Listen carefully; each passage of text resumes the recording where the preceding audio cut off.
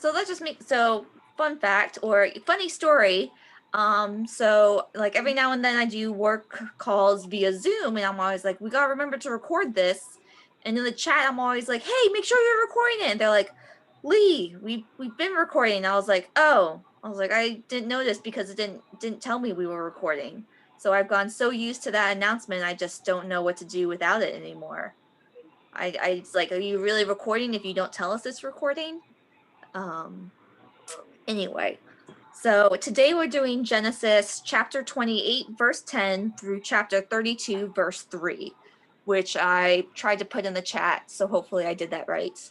And in this chapter, we see Jacob leave home, we leave his parents and leave Esau, see him move in with Laban, and he gets married to Leah and then Rachel, and he works and 14 years for that, 7 for each wife, and ends up working, I think, another 6 or 7 to, for Laban to sort of earn his wages. And then we see him end up coming back. And part of this section is you see the, Jacob's dream when he's going out to see Laban. And yeah, so does everyone sort of know the section we're in? Does that sound familiar to most people?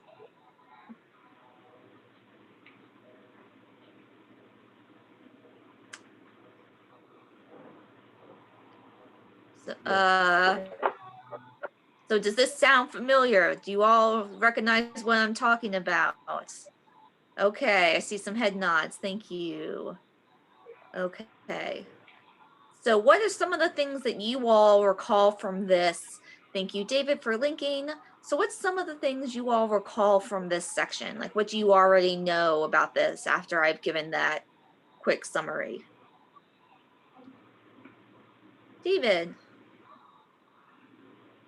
I remember this being the Stairway to Heaven,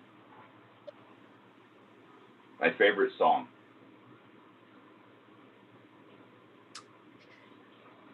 Similar but different. Yes, there is a song named Stairway to Heaven. I don't think that's about what Jacob's dream is about. They just happen to have the same title. But yes. Okay. What does anyone else remember from this portion? What else stands out to them? What else is significant or remembering,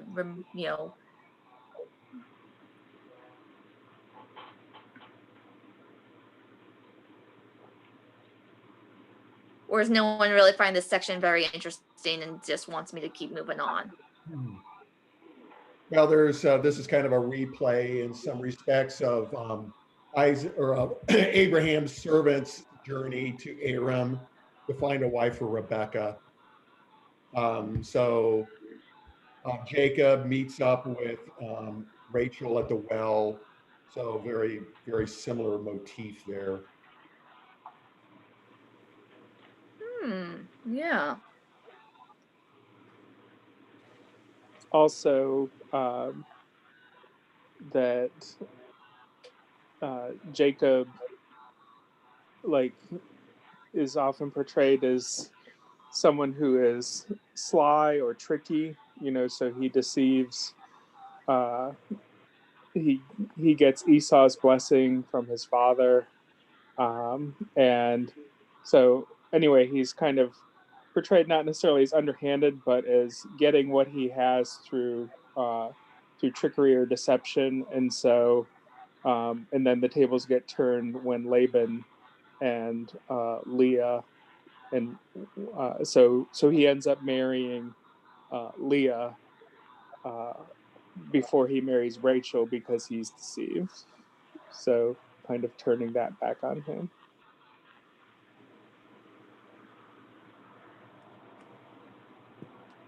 No offense, Leah. None taken. This is actually where my name comes from, so. You have weak eyes. That's actually not all I think of when I think of you. I appreciate that, Lee. I think you're very generous. Yeah, so, I was looking at, various websites and commentaries, and I know my picture disappeared. And one of them was Chabad, and one of their columns, I'm trying to find it. It was just like, like, dude, they like bashed on Laban and talking about how deceitful he is and like immoral and ethical. And I just found it very interesting because and I guess I didn't look at their commentaries from last week, but yeah, we see Jacob do some questionable things in the last portion, and now that he's on the receiving end, so like there seems to be a lot of moralizing about it. But yes, okay.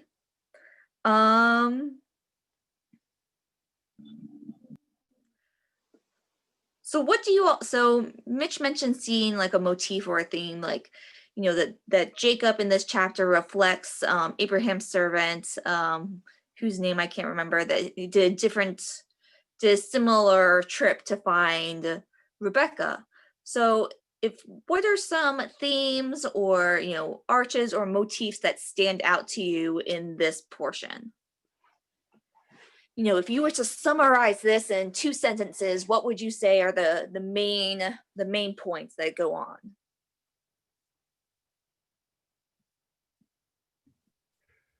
One of the things interesting in this section is that if you look at the oracle that Rebecca received before the birth of Esau and Jacob, and you look at the blessing that Jacob received from Isaac for the first 20 years of his departure, he is actually the one who's serving versus the one who's being served as those, as the blessing and the oracle imply. That stood out to me when I read this section.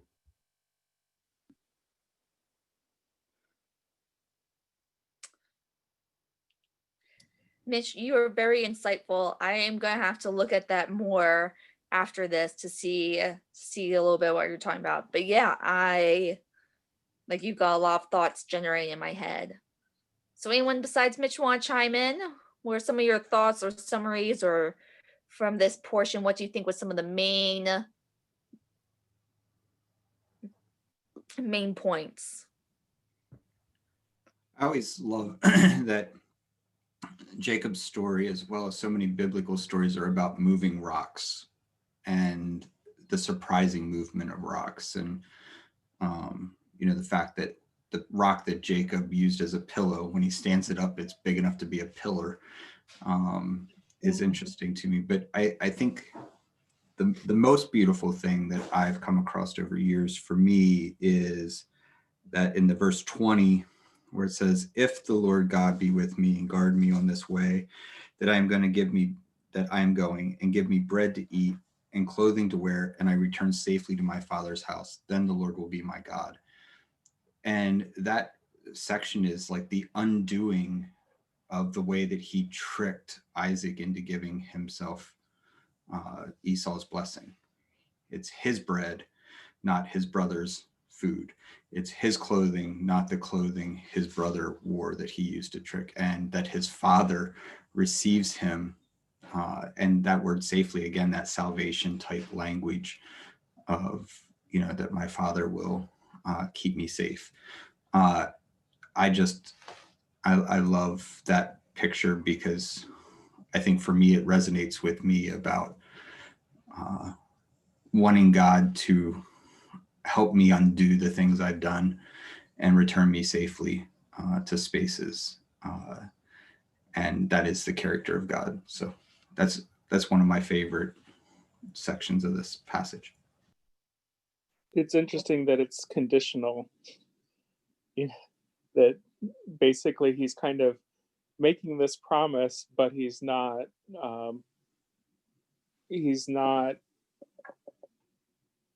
actually saying, "Okay, God, I trust."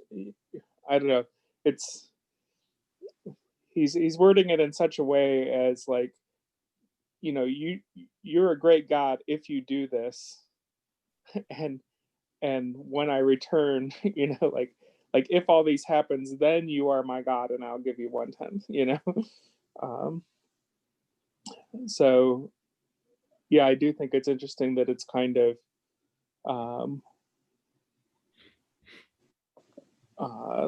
kind of a promise of future loyalty to God, but it's so conditional. You know, like the you know, whatever covenant or promise he's making is very conditional. And that could just be the nature of covenants, that you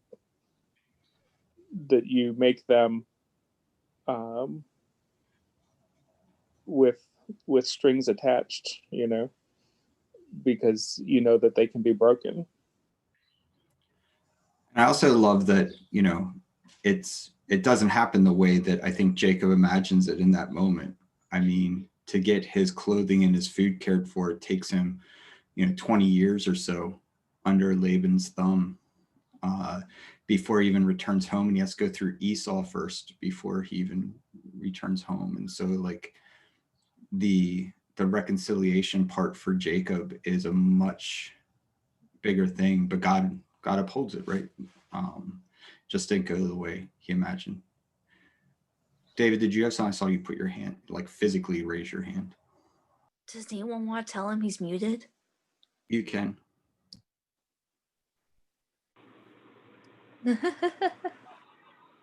Thanks, Lee. I appreciate your subtle indirect hint. I was intrigued by the fact that Jacob puts a condition on God, and then, as you know, to dovetail on what Don was saying, that it took, you know, a very, very long time before all the pieces were laid in place that that Jacob was in essence demanding or stating his expectation to God to deliver upon. And I also found it interesting that, and this is something I didn't realize, but it says, I thought that it was 7 years to get Leah, and then he had to wait 7 years to marry Rachel, but it says that he just waited a week. I don't know if I'm reading that correctly, but I find it, if that's true, I find it interesting, because then he was married to both of them basically almost, you know, for the whole time. I didn't realize that until I was reviewing or looking through it just now. But in that time, Leah gave him 3 children, and Rachel gave him none, even though, you know, it says that he loved Rachel more. So it's very interesting to me that, you know, he was blessed through the one that he wasn't seeking, and the one that he, you know, was seeking, you know, the blessing was withheld for an extended period of time. I'm thinking, I don't know, but I'm wondering if there was a lesson for Jacob to learn in that process. And I don't know, but I'm imagining that maybe he learned it over that extended period of time. Yep. Thank you for bringing that up, David. Yeah, I have read it different, or I've seen people read it different ways. So part of me is like, how does this relate to the end of the story? And try and figure it out from that point, whether it changes how I interpret the overall story. Does that make sense? Can you tell me more about that?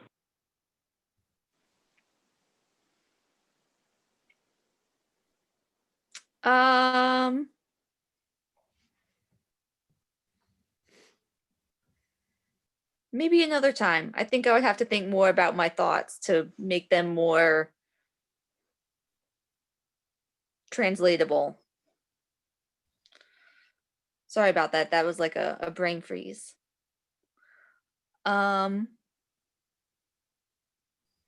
I want to focus on what I've seen a couple people mention, talking about, you know, looking at Jacob, and, you know, we see that God, you know, or, you know, he meets God in a dream. he then goes, if God does this, then you will be my God. And something Mitch brought up, he's like, well, this was sort of reminiscent of Abraham's servant Eliezer of Damascus coming back. And one of the things I read is that something interesting about Jacob's journey is that we see it's almost an inverse of Abraham's journey. We see Abraham leave some region where he was and come to go to his country. So Abraham left wherever he was, I think Aram is the place people think, and came towards where is current day Israel. And we see Jacob do the opposite, flee the land of Israel and then go to and specifically Beersheba, and go to see the land of Haran and Aram. And I think that's also then seen in the visions. We see Abraham's told, if leave your land and I will do this for you. And Abraham goes without question. And we see that covenant reaffirmed with Jacob. And Jacob, instead of going, okay, done, I'm, whatever you say, he goes, and part of it's what Wade said, like maybe people think maybe this is just how covenants work. Like, okay, this is your contraction and then my contraction. But the idea being like Jacob goes, if you do this, then you will be my God. So what are some of your thoughts about that? Like comparing Jacob's journey and interaction with God and contrasting it with Abram's interaction and journey.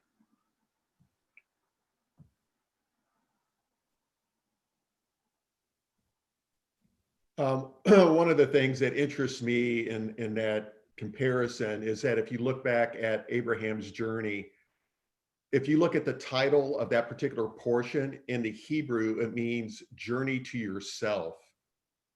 And I love the imagery of that.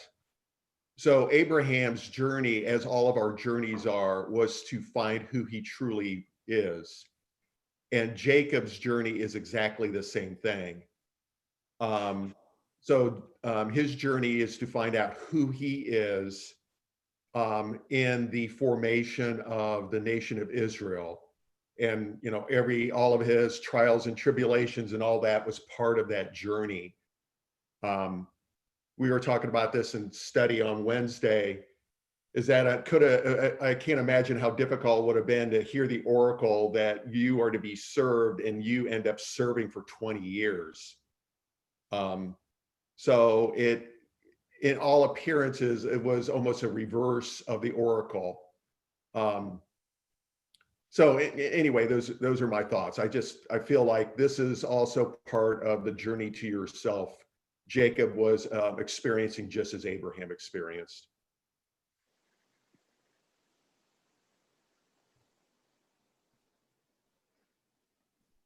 I like that. Thank you. So what are some other thoughts? I think one of the contrasts is that, Abram is promised this land kind of sight unseen and journeys to there, never expecting to come back. Whereas Jacob, like part of his vow at the pillar that he sets up is that he wants to return to his father's house in peace, and so Abram's journey is kind of unidirectional. It's going from here to what God has promised, and Jacob's journey is going like from that promise back, to find himself, his wife, in some ways the next generation of promise, and then return. So it's not unidirectional, it's a journey of finding and return. I've often wondered, but haven't ever spent much time looking into it, but you know, I'm curious too about the Abraham, Sarah, and Hagar, where, you know, Sarah is barren, Hagar is given by Sarah to Abraham and have a child. And in this situation, we have Leah and Rachel, and there's barrenness and a child given by a surprise giving that ends up being complicated, right? And it's such a fascinating thing to me, and I think we relegate the barren woman as an accessory to the story. But I think that every important story we have a picture of a woman who either has not ever bore children before or struggles to bear children. And so to me, I just often wonder if in these stories, instead of relegating that piece to the background, whether or not that should be, that is Rachel actually the point of the story, not Jacob? Is Sarah actually the point of the story, not Abraham? And then how does that change how we read it when we compare those two, especially when we think about the journeys involved? Because, you know, Sarah leaves with Abraham and goes on this journey and has no idea where it's going to end up. And Leah and Rachel are going to journey with Jacob and walk into danger with Esau. So anyhow, just something I've thought about, but haven't spent much time studying. There And was also, very I was gonna say, and also the handmaids or slaves, you know, Bilhah and Zilpah, you know, being in the place of Hagar. So it's kind of like the story of Abram is kind of doubled. So now we have 2 wives and 2 slaves.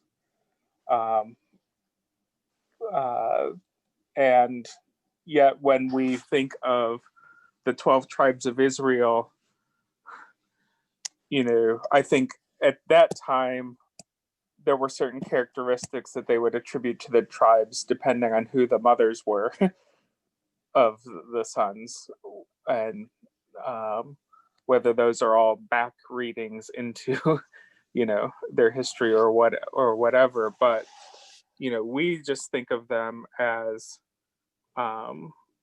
you know, 12 brothers, you know, sons of Jacob / Israel, and not as kind of this very complicated, you know,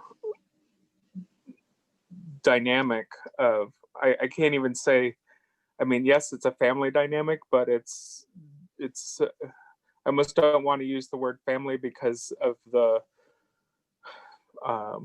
that we have no context for that sort of family, I think, in our culture. So that caused me to think of something that, you know, that what Wade said. I just was thinking about that, and I think of, in essence, these are half brothers and half sisters. So we hear about the 12 tribes of Israel. As I was scanning through this, I noticed that there were also daughters that were included in the offspring of Jacob. And so I you know, I've heard of the lost tribes and how they spread.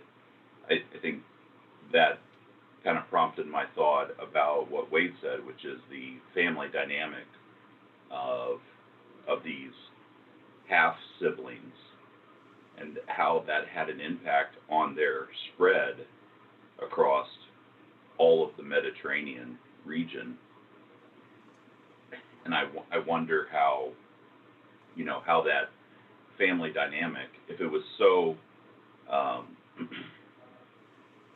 I can only imagine that it was not very, you know, there were a lot of unhealthy things possibly that might have come out of that caused them all to go and many different directions, and then establish their, you know, themselves separate from the land where they were residing, and how that might apply, you know, to our family dynamics and the struggles that half brothers and half sisters have in our culture today, and how blended families are not a thing of our time, but they were a thing of this time as well, and how that had an effect on the participants of those blended families, and the choices that those blended families made. Thank you for your thoughts. I'm still processing that. And I feel like that, like, when I think a lot of you have been saying good things and have, like, I feel like I could do this sermon, or I could do this portion next week with some of the things you all have said, such as, what does this mean, and how is this, about families and how they relate to each other. And I think, I think we see some of that coming up with Joseph, right? But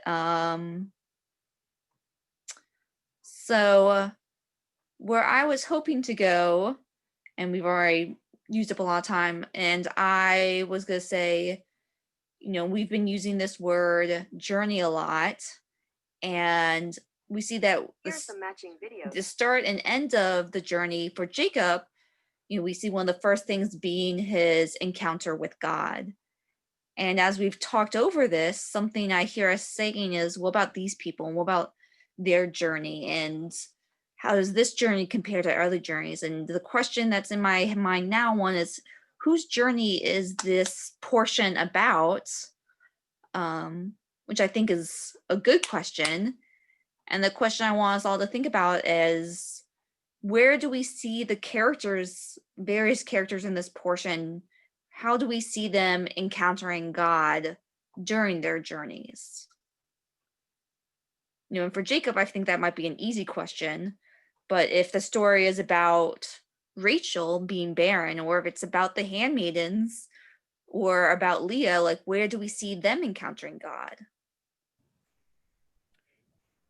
Don mentioned earlier about like seeing themes like with the rock. And I see a theme in here. I don't know if this necessarily answers your question, but one theme I see in here is kind of a precursor to the slavery of Israel in future times in Egypt, because I look at Laban as being a type of Egypt. So in essence, Jacob, as I mentioned earlier, was enslaved to Laban.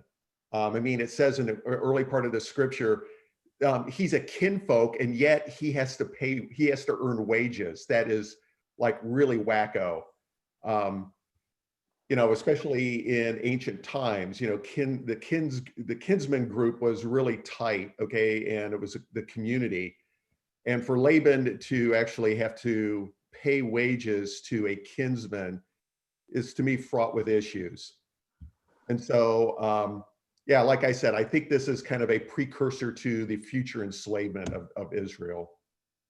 So Mitch, do you see Laban having any encounters with God in this portion? Well, yes. The one big one is that God warned him not to do good or bad to Jacob as he was tracking him down. But I don't necessarily believe that Laban recognized the God of Israel.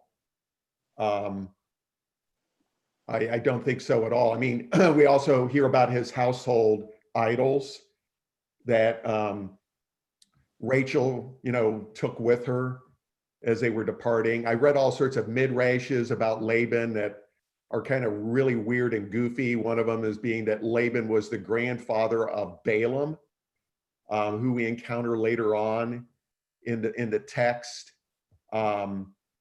So I don't, like I said, I think there is some kind of peripheral experiences with God that were recognized as being important, but that was pretty much it.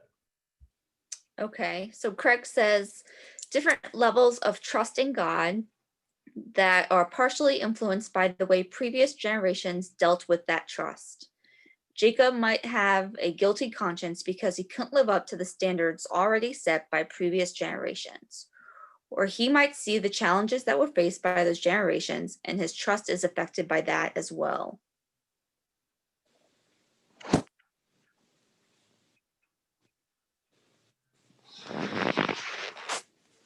That reminds me of one of my friends studies Gothic literature, and so, but one of the definitions of Gothic is basically generational curses that that the hero can't escape from, and so they have to kind of keep reliving generation after generation the same curses, and it can be very literal type of curses, but it can also be different types of oppression that get passed from generation to generation. And so I think in what Craig says, there's definitely, when we look at the Torah and we see, when we ask ourselves the question, well, where did this happen before? Meeting your wife at the well,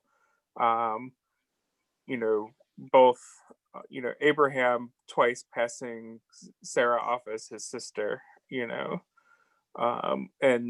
these things where it can either be kind of a textual anomaly that the same story gets told twice, or it's something that keeps happening because of kind of that generational cycles that Craig is talking about. So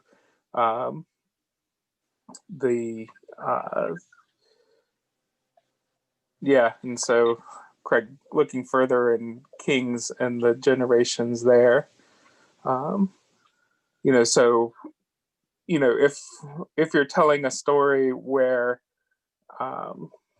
change is incremental, where the promise is something that's being worked out over years, but in the lives of in relationships of people that are promised something about the future and about generations, I don't think it's all that much of a departure from the overall message to not just talk about these future generations that are all part of this promise, but about how the personal relationships and in these generations kind of keep happening.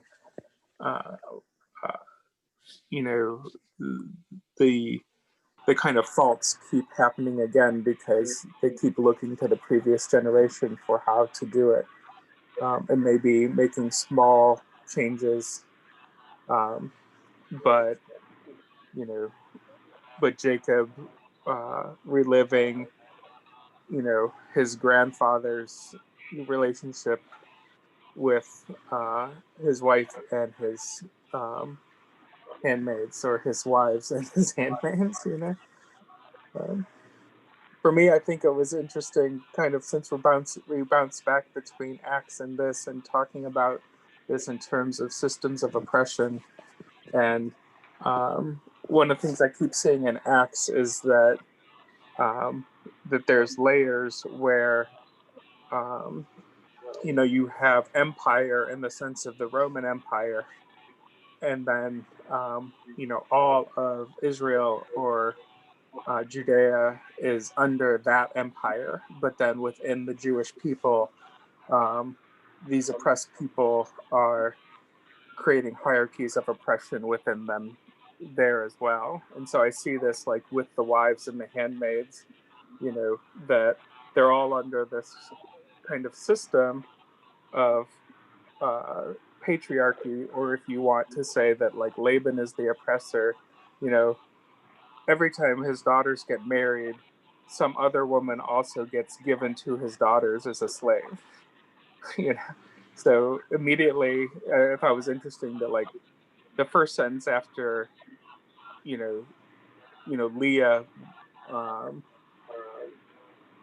being married to Jacob is, and Laban gave uh, this other woman is a slave, and then immediately after Rachel, a week later, marrying, and then Laban giving this person as a slave, or the negotiations between the wives for the privilege of sleeping with Jacob, and like literal like buying and selling of goods, or saying, well, you know, you have to sleep with me tonight, Jacob, because I rented you with my son's mandrakes, um, and so just kind of all these that all these relationships are are relationships under some system of oppression or system outside of these people that they have to negotiate for relationship within.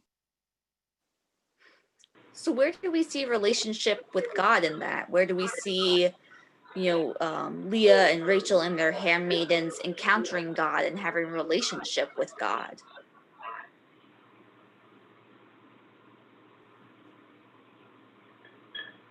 Frankly, I don't see it with the handmaids, the slave women, much at all. And the relationship that I see between Rachel and Leah and God is very transactional, and often it's revealed in the names of their offspring. I was just looking over the part where Jacob basically tricked the goats into mating with his flock, and how he put, basically, it seems like some kind of like undesirable thing in the water for the goats, to trick the goats into mating with his striped and flawed animals, and then they multiplied.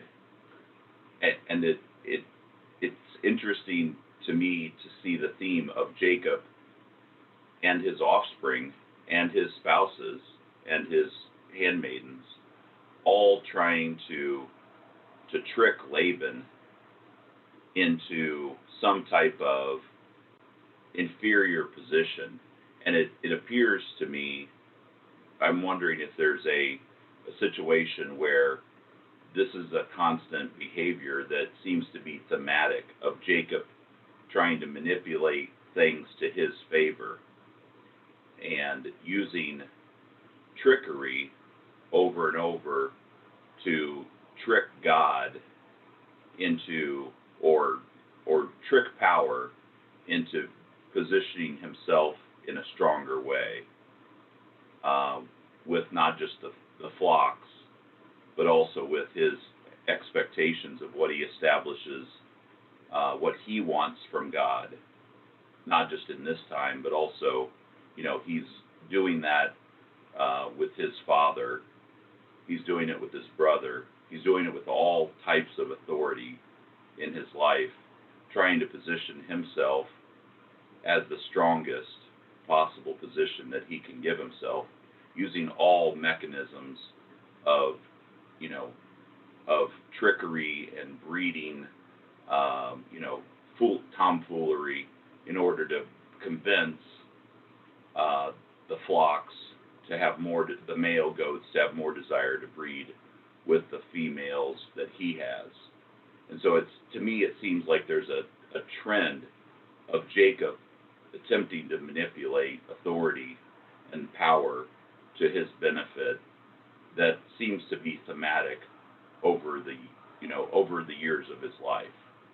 Hey, Lee, there's one other theme in here that I think is overlooked. At least I overlooked it. And I think what we're witnessing here is the first exile of Israel. So basically, Jacob, Israel, he's in the promised land and he is exiled from the promised land. And I think there's two pieces of note here. One is God's promise to Jacob, which I think is amazing. So God basically promises to be with Jacob in exile. And then you also have the ladder I think that's also fits into this theme as well, is that the angels ascending and descending, I think, have a lot to do with, as they descend, they are going with Jacob into exile. I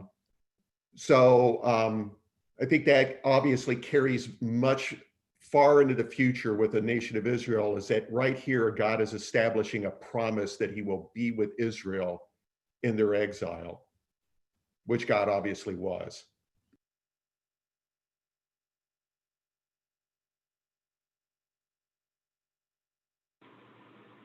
I think that's interesting, Mitch, because it seems like even with the promise, it's almost like Jacob doesn't believe it.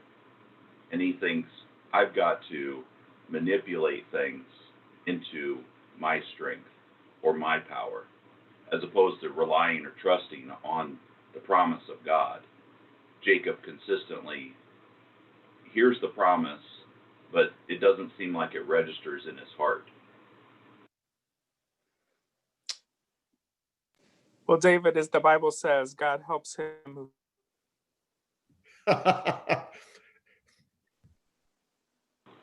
I didn't hear the last of that, Wade. Sorry. helps himself.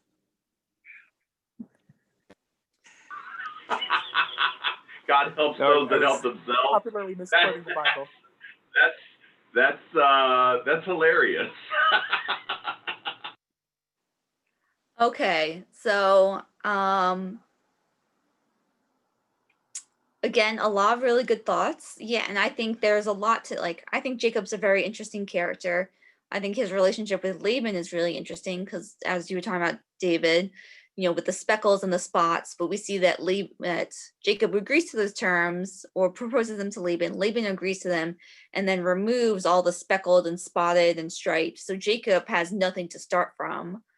And I wonder how that ties into what Mitch says, like that this is the first Exodus, which is something I have seen being mentioned elsewhere. And how does that play into like that? What does it look like when Israel goes into Exodus, and how do we see themes of in this Exodus that we see in others? And I don't know which way we're reading that. But I think something interesting when talking about God or Jacob's relationship with God is, Jacob goes into this exile, because he's, kind of upset Esau from stealing his blessing, right? And his, and we see this vision where God reiterates the covenant to Jacob.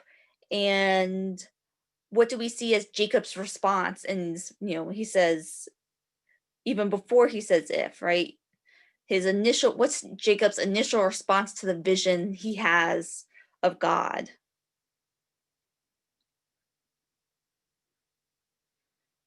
Surely the Lord is in this place, and I did not know it. And I wonder if that's sort of an encapsulation of Jacob's relationship, that what I see here, and I want to definitely hear your thoughts, is that as Jacob struggles to recognize God. Like, it takes God appearing in this pretty epic vision for Jacob to be like, whoa, here's God in this place with me. Even though he's succeeded in a lot of other things, and even though he's about to go into something really dangerous, like he is so surprised by the presence of God at the start of his Exodus. And at the end, when he wrestles with God in a future portion. Mm-hmm. Do you have something, Don? Yeah, I think one of the rabbinic readings of that, surely God is in this place, is a self assessment, that after that experience and that dream, he wakes up and he's not talking about Bethel, but he's talking about himself, and that surely God is in this place, which then adds to that reconciling kind of interaction with God, where he says, if you give me food, if you give me clothing, and you let me return safely to my father's house.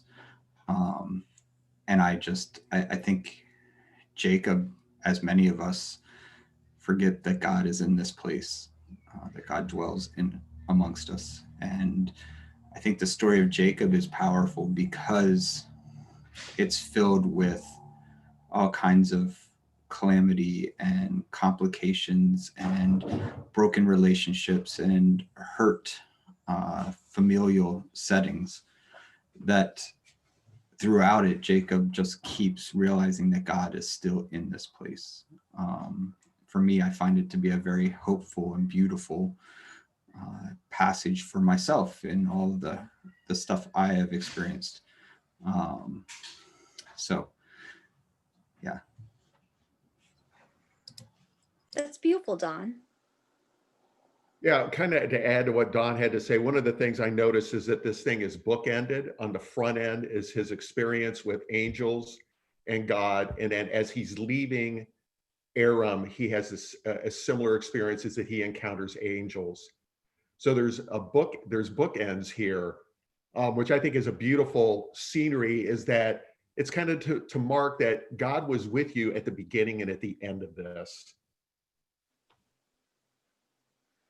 Yes, thanks. Thank you, Mitch, for building on that. And that's something I was kind of hoping to come to earlier, but part of what I found very moving about this portion, is Jacob realizing God, like, that he is in the image, and not in these exact words, but it's in, he is in the image of God. That when he says, I did not know God was in this place, that place being himself. And so for you all, where in yourselves are you aware of the divine? Where do you encounter the divine in yourself? I feel that I struggle and try to. I feel a similarity to the struggle that Jacob is constantly trying to work and find ways to make God live up to his promises. But it almost seems like I wonder if in that process that there's more, there's a creation of more turmoil than there is of honor and acceptance of what God has promised, and that I maybe I don't need to be the one to work it out. So Amanda, would you mind sharing what you put in the chat? Okay, I can read. I sense the divine when I'm creating, especially writing. Thanks for sharing. You sounded really happy to participate. I have a really bad headache, sorry. Oh, okay. As long as you weren't mad at me for making you speak out. Okay. I hope you feel better. So David, thank you for what you're sharing. So that's another question I want us to think about. And I realize we're running low on time. And I think I pose these questions because I think they're important for us to think about outside of this service. And they are questions I pose because I want to learn from you all, right? So I had asked, where in ourselves are we aware of the divine? And similarly, where in ourselves do we encounter the divine, if that's an easier way to think about it? And then my follow-up question, where in ourselves have we been surprised by encountering God? And to think, we struggled, we struggle to see the divine in us, when have we been surprised by seeing us, by the divine, burst forth from us in some ways, in our generosity or our empathy? And I think a good exercise, if you're intrigued by what I'm talking about, is how can you look back in your life, in the past week or the past month, and say, these are moments, and in hindsight, can you identify where the divine is in you, and be like, oh, in that encounter, I I was showing love and showing empathy and generosity and creativity and nurturing that represents and reflects the divine. So just things to think about as we leave. But so what I would like to hear from some of us. So where in ourselves have we surprisingly encountered God?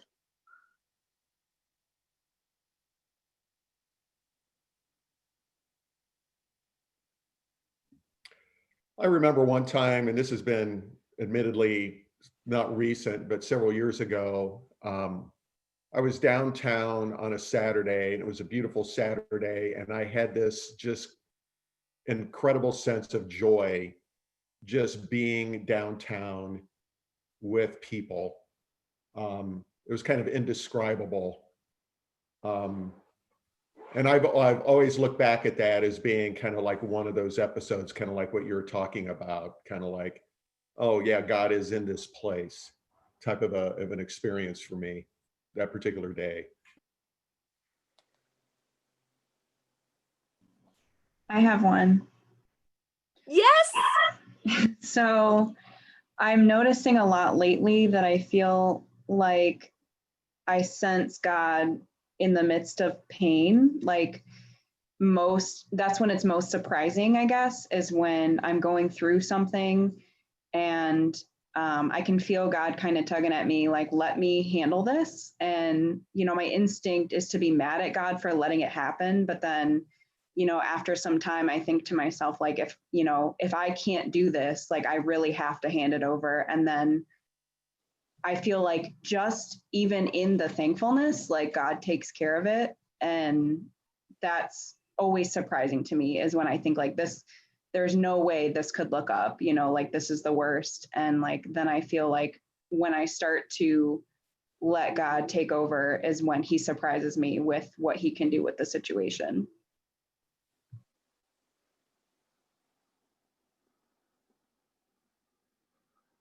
Thank you so much for sharing, Leah.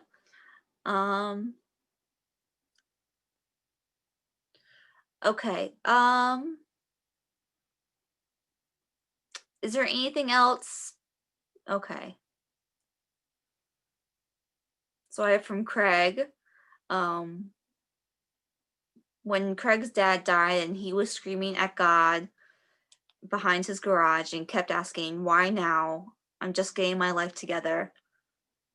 And then I felt God say, why now? Why not 2 years ago? Thank you. Thanks, Craig. Sorry, getting a little choked up. So, and so I just want to thank you and Leah just for being open and honest and for sharing.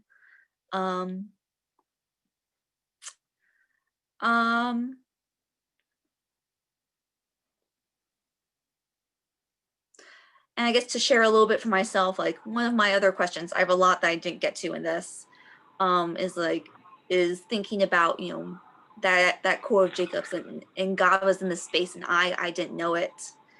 And talking about space both as us and just as physical space. Sometimes I ask people, what's your favorite spot to lead? Like, where do you go for like to be like reflective or peace and quiet? And if I haven't asked you that, I'm asking you now, and feel free to tell me. And a term I've come to use is like, what do you have like as idea of sacred spaces?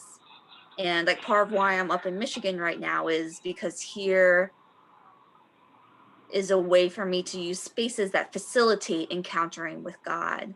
It's a place that I can, go hike 2 or 3 miles in the woods and I'm the only person that I see the entire 2 hours, and I have to focus on myself and on nature and on the divine in both of those. And I guess the idea, what I'm trying to say is, how do we cultivate experiences where we are aware of the divine in ourselves? If you want me to like write all these questions down or like post them on a Facebook or something, I can. Okay. Well, Don, I don't think you're not really. I mean, thanks for your approval, Don, but I will do it. Yes, because I know that Don's probably not the only one. He's probably just the only one saying it. And I, looking at this portion for the week, I was pretty excited for this following Thanksgiving, because a lot of times I find gratitude, Thanksgiving gives us a moment to reflect and be grateful for things. And I think 2020 is especially a year we need that, and it's sometimes it's a struggle to find what we're grateful for and what we are thankful for. And I think that gratitude and thankfulness is a way to help facilitate encounters with God, whether it's in a physical space, whether it's in a particular relationship with someone else, or whether it's in ourselves, right? Like, something I'm thankful for this year is I took up embroidery and cross stitching. Like, I'm thankful, as Amanda said, for being able to be, for time to be more creative, or being like, I'm going to use this time to be more creative, or use this time to do more of X, Y, and Z, and grow the reflection of God in me. So is there any closing words people want to say before we move on to announcements and prayer requests? David? I'd like to answer the question about times when I felt God in my life. And so I believe that God is always ready for me to engage with Him, and to seek Him and to be ready. But I've found that I'm not always ready to seek or to look for Him in my life. And so I remember the time when I was very young, and I was seeking direction, and seeking and really wanting God to give me a direction that I should head as a young person. And I felt in many ways wrestling with God and asking Him for that direction. And I remember it came at a time when I was most eager to have that engagement with God. And so I just remember that as being a time when I found direction from God, not exactly the way I had anticipated it, but just in a way that when I was desperately seeking it, that God was ready and able to give it to me. Okay. So that's could be, I guess, the end. And just something I want to say to close out my portion of the service. Just remember, you are whole, and you are good, and you are loved, and you are lovable. And thank you to this group, to this support, to this community, for telling me that when I need to hear it.